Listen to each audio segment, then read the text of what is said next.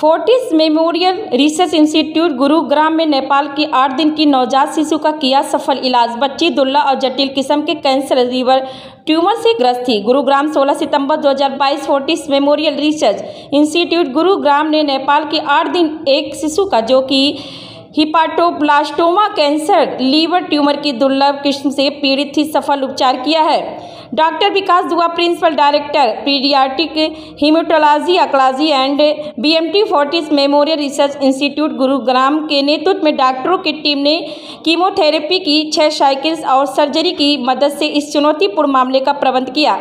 हिपेटोब्लास्टोमा एक दुर्लभ ट्यूमर असामान्य किस्म का टिश्यू ग्रोथ है जो लीवर की कोशिकाओं में पैदा होता है या आरंभिक बाल्यावस्था में कैंसरस मेलिग्नेंट लीवर ट्यूमर होता है, जिसकी संभावना प्रति मिलियन में 1.2 होती है, जबकि जन्मजात हिपेटोब्लास्टोमा और भी दुर्लभ होता है। नवजातों में लीवर ट्यूमर्स का डायग्नोसिस या उपचार काफ़ी चुनौतीपूर्ण होता है और यह मामला अस्पताल में शिशु के सफल उपचार के लिए अपनाई गई रणनीति को दिखाता है। और 40 में भर्ती के बाद मरीज के पेट की अल्ट्रासोनोग्राफी की गई, जिसे पता चला कि उसके गुरुग्राम लीवर के 2 सेगमेंट्स में ट्यूमर 3.7 गुणे 2.4 गुणे 3.8 सेंटीमीटर है। तुरंत कीमोथेरेपी शुरू की गई और इसके बाद सर्जरी तथा उसके बाद फिर से कीमोथेरेपी दी गई।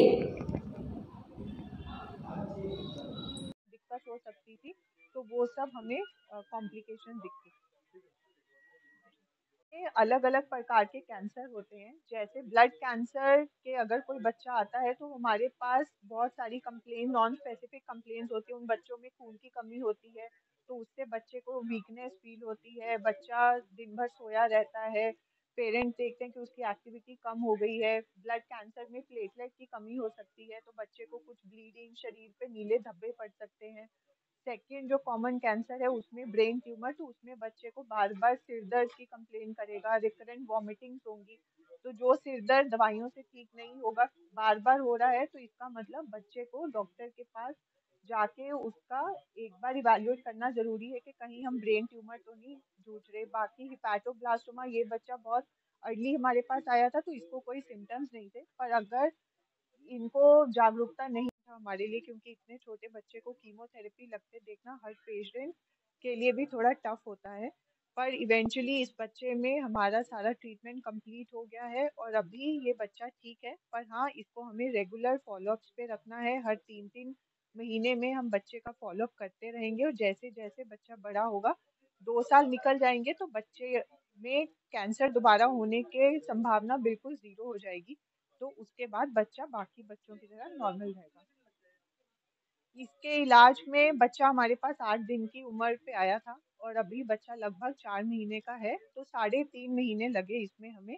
6 साइकिल कीमो की होती हैं जो 15-15 दिन के गैप में दी जाती हैं। लगभग 3 महीने का टाइम वो था और सर्जरी हुई तो 2 से 3 हफ्ते का टाइम पीरियड वो था। तो लगभग 3.5 महीने का इलाज था। अभी बच्चे को कोई बीमारी नहीं है, बच्चा बिल्कुल स्वस्थ है, पर जैसा बोला, फॉलोअप्स इन केसेस में बहुत ज़रूरी होते हैं ताकि ये जो कैंसर है वो दोबारा ना हो।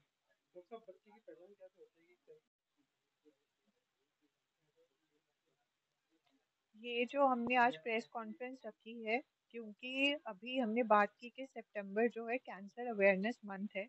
बच्चों के cancer as compare to adult बड़ों के मुकाबले कम होते हैं, पर अनकॉमन नहीं है, बच्चों में भी कैंसर होते हैं।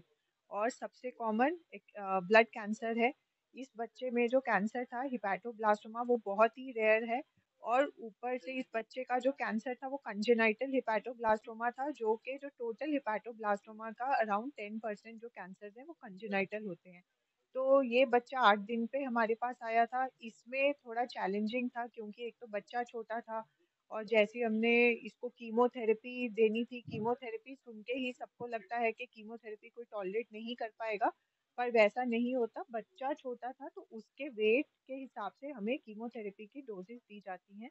तो बच्चों को लाइन कैनुला डलता है, उसके थ्रू हम कीमो की डोजेस देते हैं सब। और पेरेंट्स को